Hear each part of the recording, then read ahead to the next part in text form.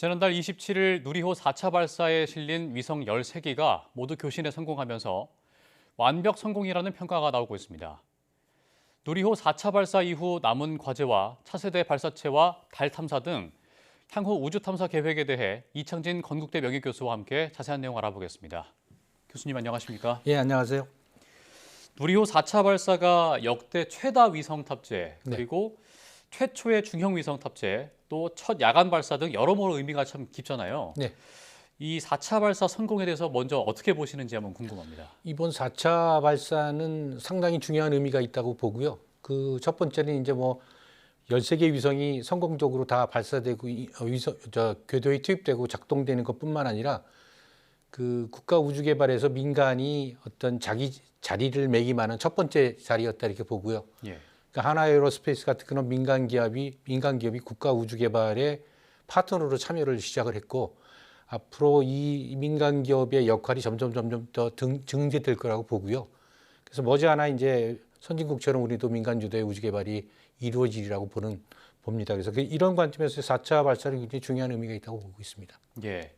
말씀하신 대로 첫 민간 주도로 이루어진 발사였는데 누리호가 지난 3차 때는 이제 소형급 위성 발사를 성공했잖아요. 네. 근데 이번에 이제 4차 발사에서는 중형급 위성 발사에 성공하면서 앞으로 이제 대형 위성 발사에도 좀 기대를 걸어볼 수 있는 거 아닌가 싶은데 어떻게 보십니까? 그렇죠. 3차까지는 이제 개발 과정의 일부로 봤었고요. 지금 요번 그 4차 발사부터는 이제 실용 발사라는 이제 관점이거든요. 그러니까 예. 이젠 개발 단계가 끝나고 그걸 이제 활용한다는 의미에서 그래서 이제 그 위성도 많은 개수의 위성이 들어갔을 뿐만 아니라 이제 전체적인 탑재체 중량도 올라갔고 그리고 우리나라가 이제 이런 그 중형급 위성을 쏘아 올리는 능력을 확보를 했기 때문에 앞으로 이제 2032년 정도까지는 한 3톤 정도 이상의 대형 위성도 발사할 수 있는 능력을 확보하리라고 봅니다. 그렇기 때문에 이제 그 우주로 발사하는 그런 그 다양한 위성 수요를 국가가 다 어떤 그 발사체 그 능력을 확보할 수 있다 이렇게 보고 있습니다. 예. 그러면 이제 4차부터 실용 단계에 접어들었다고 한다면 네. 이제 누리호 고도화 사업이 5차와 6차가 남았고 네. 또 우주청에서 발표한 내용에 따르면 이제 7차 발사까지 추진을 하겠다고 밝혔잖아요. 예.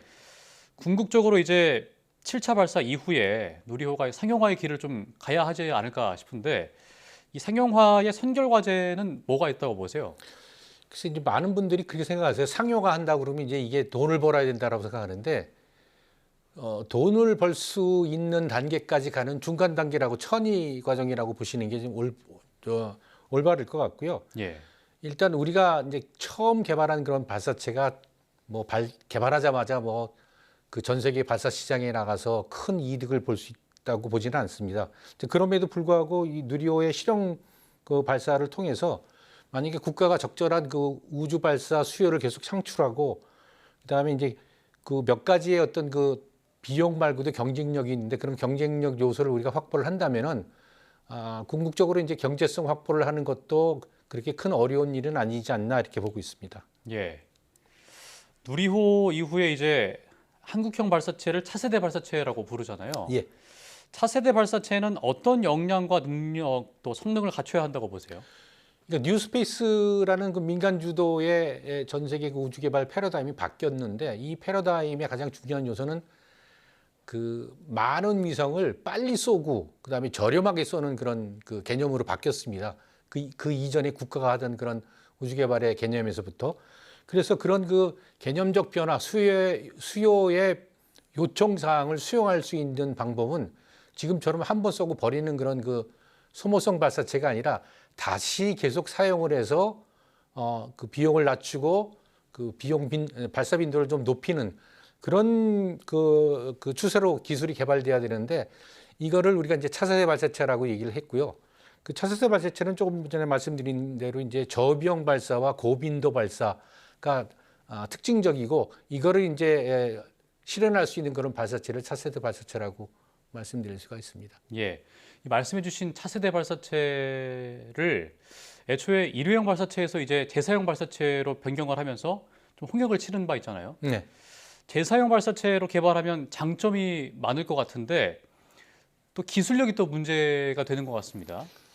그렇죠. 그러니까 이 재사용 발사체는 이제 한 번 쓰고 버리는 것보다는 조금 더 그 첨단 기술이나 아니면 새로운 그런 개념들의 발사체 기술이 좀 필요한데, 예를 들면 우리가 여태까지 이제 발사하고 위성을 올리고 난 다음에 나머지 1단, 2단은 그냥 다 바다에 버리거나 타버렸는데, 이걸 다시 회수를 해야 되니까 일단 발사를 포함하고 회수하는 과정이 일단 더 추가가 되고요. 예. 그다음에 회수된 발사체를 다시 정비해서 재사용할 수 있게끔 만드는 정비 과정이 하나 더 들어갑니다. 그러니까 발사, 회수, 정비의 세 단계가 있어야지만 재사용 발사체가 되는데, 나머지 그 두 단계는 우리가 해본 적이 없어서 이런 기술적 좀 어려움이 있고요. 그다음에 또 하나 이제 말씀드릴 거는, 이런 두 단계의 추가적인 단계를 뒷받침하는 어떤 기술력은 국가가 할 수도 있지만 대부분 산업체가 담당을 해야 되는 부분이라, 예.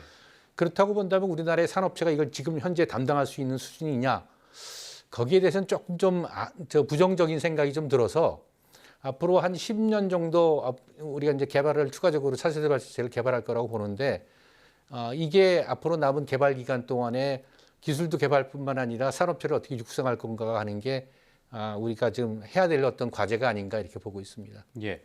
미국의 경우를 좀 보면은 미국이 사실 국가가 아니라 산업체가 이 회수하는 기술을 확보를 했잖아요. 그렇죠. 우리도 이 과제를 좀 이루기 위해서는 산업체가 이거를 주도적으로 끌고 나갈 수 있는 좀 지원이 좀 뒷받침이 돼야겠네요. 정확한 그 지적을 하셨는데요. 그러기 위해서는 이제 산업체가 개발 단계부터 적극적으로 들어와서 자기가 할 수 있는 일을 확정하고, 거기에 대해서 이제 몰입할 수 있는 그런 개발 환경이 돼야 되는데, 예.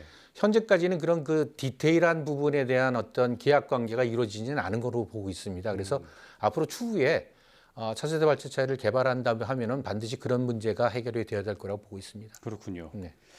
또 우주항공청과 항공우주연구원이 달 탐사 2단계 사업으로 예. 2032년에 달 착륙선을 개발하고 있는데, 이건 어떤 의미가 있는 사업인가요?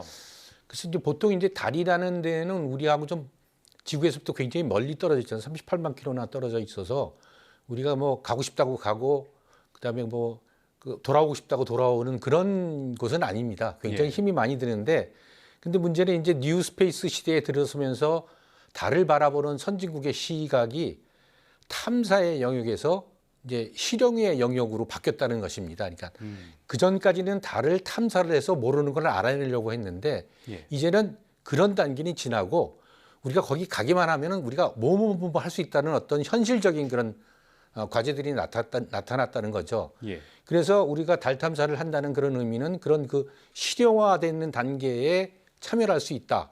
그런 기술력을 이제 갖고자 하고 그렇게 실현하겠다는 의지의 천명이라고 보고, 굉장히 나름대로 의미가 있는 과제라고 보는데, 좀 실망스럽게도 현재까지 우리나라가 달 탐사에서 어떤 것을 수행할 건가가 결정이 안 돼 있는 상태입니다. 그래서 그 문제가 좀 빨리 해결돼서 우리도 선진국처럼 실용화 단계로 달을 접근할 수 있는 그런 그 구체적인 계획이 만들어졌으면 좋겠다, 이런 말씀 드리고 싶습니다. 예. 우리나라가 어떤 역할을 담당할지에 대한 결정은 자국에서 내리는 건가요? 아니면 뭐 국제사회에서 내리는 건가요? 국제사회하고 같이 협력을 해서 이제 우리가 잘할 수 있는 부분을 대부분 우리가 선택을 하면 되는데, 예. 예를 들면 지난번 다누리 그 달 궤도선 같은 경우에는 우리가 우주 인터넷 장비를 갖고 가서 전 세계 최초로 달과 지구 사이에 인터넷을 시험을 해봤거든요. 예. 그래서 그런 그 강점이 있으니까 그런 걸 좀 더 살리면 좋겠는데, 여러 가지 이유 때문에 아직까지 그 확정이 안 된 상태입니다. 그렇군요. 또 미국이나 유럽 등 우주 선진국을 좀 사례를 살펴보면 민간 기업 중심의 우주 개발을 의미하는 뉴스페이스 시대가 이제 활짝 열렸는데, 네. 우리나라는 아직 초기 단계라고 할 수 있잖아요. 이 부분에 대해서 이제 정부 차원에서 어떤 정책들이 좀 필요하다고 보세요? 그러니까 뭐 정말 많은 일들이 필요한데, 그 좀 크게 좀 말씀드리면은 우리나라 예산이 대략 내년도 예산이 한 1조 원 정도 조금 넘었다고 합니다. 그럼 그 정도면은 전 세계 한 10이고요. 미국이 한 700조가 되니까 우리 700 한 100조 120조 정도 되니까 우리나라가 미국의 한 100분의 1 정도 되고요. 예. 일본의 한 20분의 1, 그다음에 중국의 한 15분의 1 정도 됩니다.